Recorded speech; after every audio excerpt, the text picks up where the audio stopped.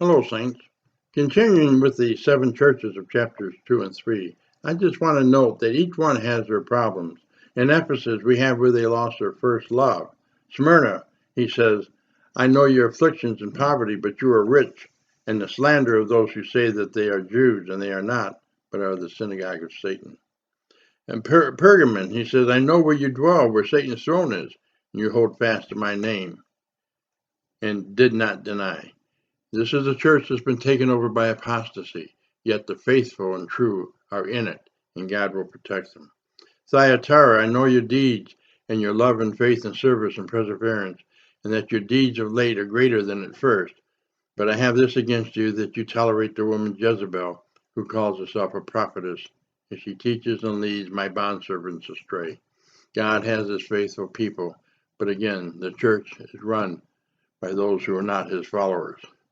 Sardis, he says, I know your works, that you have a name, that you live, and are dead. Keep watching and strengthen the remaining ones that are about to die, for I have not found your works fulfilled before my God. And so he gives them hope and to continue working, to strengthen themselves in him. And he promises to those who overcome that they'll be clothed in white garments, and they will not erase and he will not erase their name from the book of life, and he'll confess their name before his Father and before the angels.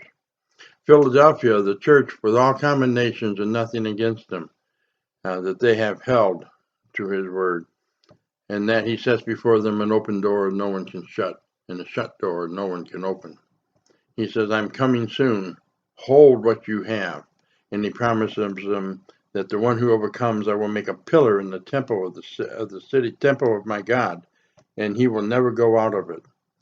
And the last church is Laodicea.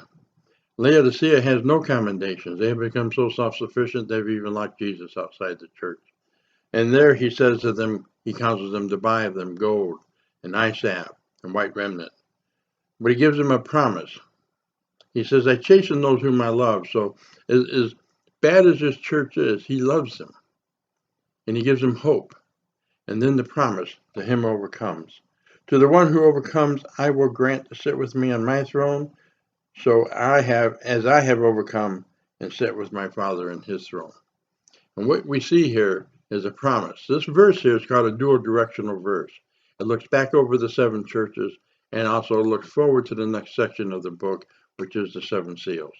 And the promise of overcoming is that we get to sit with Jesus in heavenly places, just as he has overcome and sat with his Father in his throne.